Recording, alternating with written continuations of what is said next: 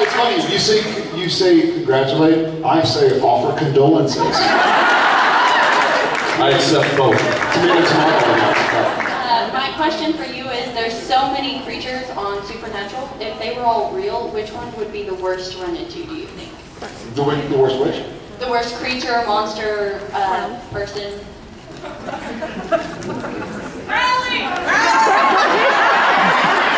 Let's not go with the obvious answer. Let's think deeper. Listen, guys. Harley's fine. It's Mark Shepard that's the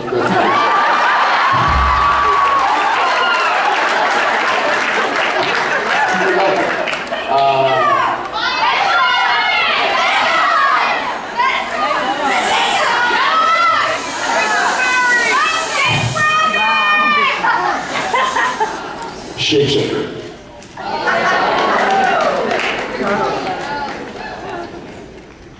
Poison tacos.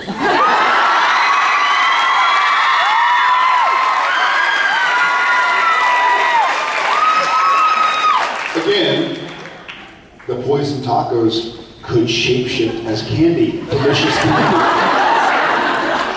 That'd be bad? That would be bad. I'll see your delicious candy and I'll raise it now. Thank you very much. Hi. I didn't bring my step stool this time because I thought you'd steal it from me again, Jared. Fair enough. I did want to ask the two of you, so in comparison to when you started on Supernatural, how would you say these years plus the other projects you've done have influenced or changed your current self as an actor?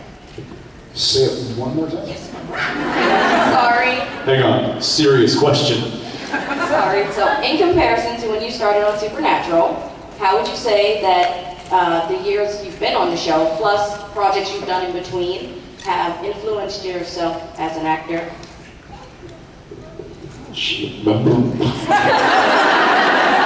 Well, I think just in the length of time that we've been on the show, it undoubtedly has changed our lives. Not just as a professional, but as an individual. You know, we are, not completely, but we are very different people than we were when we started on the show 12 years ago. That being said, we've grown both in our personal lives, and we've grown both as actors and as performers. And I think that it's, you know, we're always learning. I think one of the great things, or one of the compliments that I will give him that I try to emulate in my life as well, is that we always try to stay available for those nuances that reveal themselves if you allow them to within a scene. And so with that comes knowledge, and you know, I always say to people who are interested in becoming an actor, I always say either if you have the opportunity to get on a set, be a sponge. Absorb as much knowledge and take in as much of that industry and of that craft that you possibly can, because you know, if you're not letting yourself do that, then you're not learning. And I think that he and I both continue to learn throughout the years, and it's certainly made us better at what we do on screen, and I also think it's made us better at what we do off screen. I have learned, I agree with Ackles. B, well, start fresh. I've learned a few things. I've learned to love the gray, and that sounds strange, but I think I think it's true with a lot of kids. In order to teach a lesson or to learn a lesson, oftentimes you have to think of things in black and white, proverbially black and white. You know, this is wrong, this is right, this is good, this is bad. I've been blessed enough, and maybe it's just age, maybe at 35, I would have learned it no matter where I was.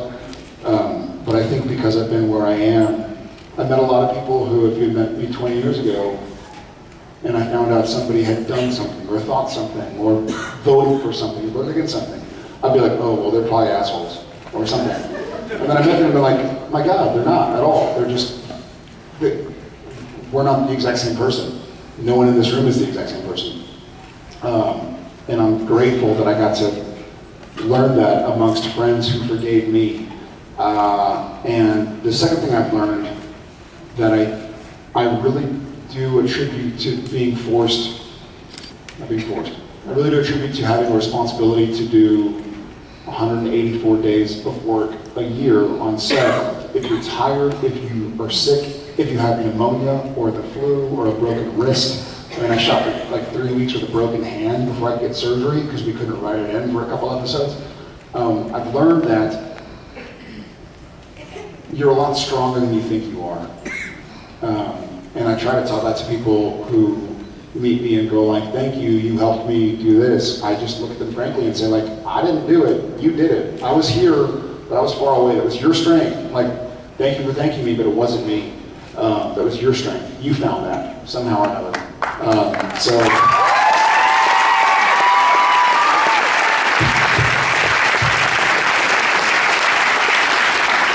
So I think if you hashtag always keep fighting, then you will hashtag figure out what you're fighting for someday. Thank you.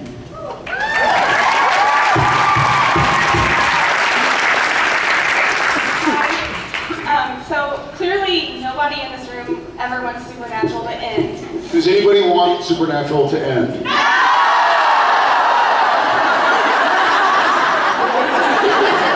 Ever? Does anybody? Be honest. You will not be. Somebody knows right there. Right there. Stand up, come up stage. I'm just kidding. No, I'm just kidding. Sit down, you'll die. Get her! Get her! In fact, you might want to just sneak out.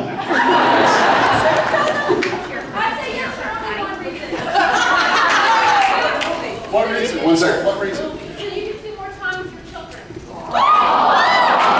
Genevieve, get out.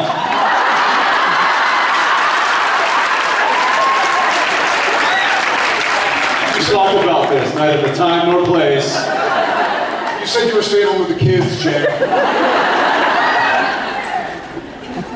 She said, I want the show to end for one reason, so you can spend time with your kids. Trump card. Boom. What are we talking about? Hi. So I definitely don't want it to end, but my question is, once that terrible, terrible day does come, what kind of... Whoa! If. If it comes. Stay safe with if. What kind of projects or roles would you guys like to work on? Retirement. Not kidding. The role of father and husband.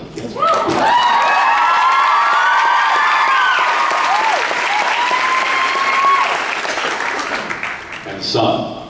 And brother. And friend.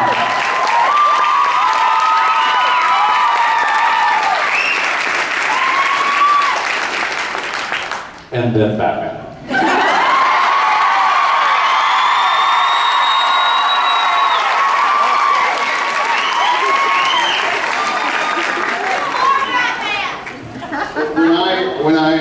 When I lay my head on the pillow and think of great things to move me to sleep, I don't think of a movie career or another TV show. I think of being I think of going back and just being a dude from Texas.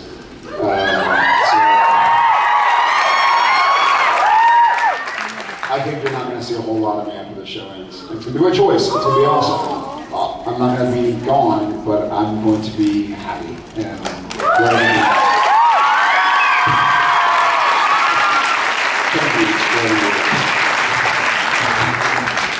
Hello. Hi, thanks for being in Dallas. We really love you here. Jensen. Yes.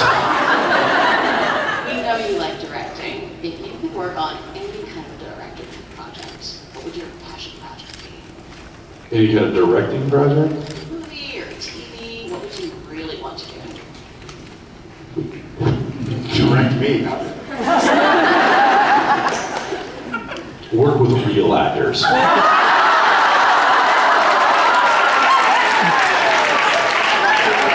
what I said. I don't know. You know, it probably goes in line with the same thing I say if somebody asked kind of what she was asking, like what other projects would you want to be an actor? And it really kind of boils down to, you know, story, character, whether those are things that speak to me, whether that story is something that I feel passionate about telling, whether that character is something I feel passionate about playing. But I would almost say more importantly, the people that are involved with that project.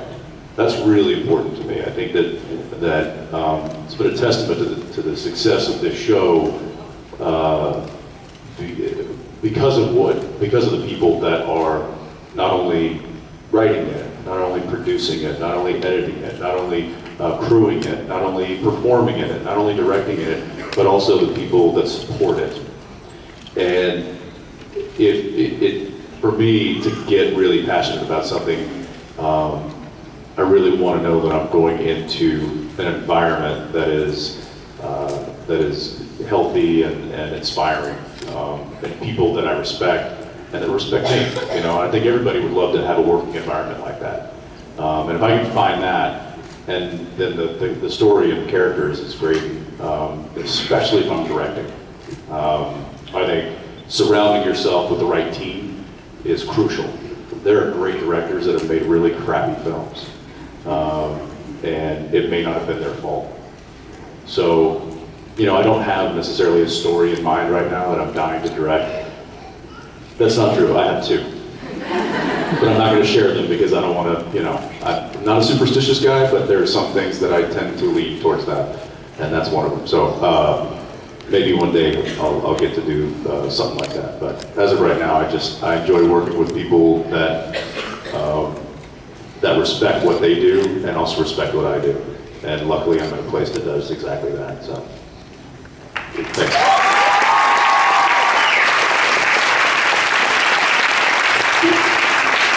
Hey y'all. Hey. Hi, y'all. I'm from, I was born and raised in Paris, Texas, a little town up north. And I was just wondering, since y'all travel around a lot and y'all are born and raised in Texas too, what do y'all take from Texas with you when you go around? Water.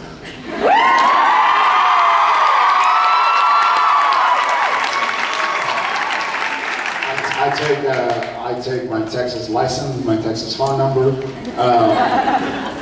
I try to take my Texas values, I guess. Yeah, there you go. And there are good people and bad people everywhere, but I think I was raised in such a way and surrounded by people that really stress the importance of we're all humans doing our best, breathing oxygen. No one's better than anybody else. No one's bigger than, strong. We're all just here. You know, we all have our struggles. We all have our strengths. And so when I'm in Canada or California or New York or Georgia or Florida, not that that doesn't exist there. One of the wonderful things is when I bring my Texan values to a place like that, I get to meet a lot of other people who share the same values. So that's what I try to take with me. It's intangible, but that's who I try to be.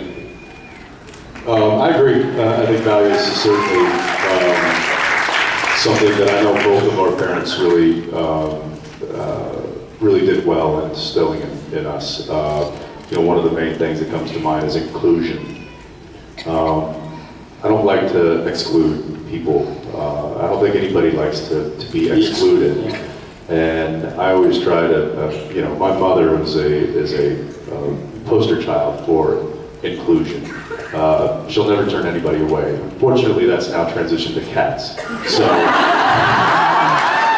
that's, we're working on that. But, you know, I think that's, you treat people the way you want to be treated.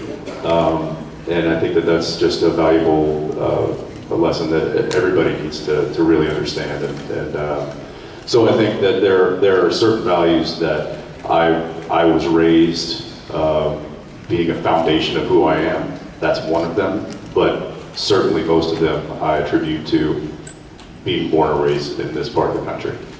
Not to say that the other part of the country can't have that, but you don't. I just happened to learn it here, so I'm proud of that. Thanks. Thanks, Colin.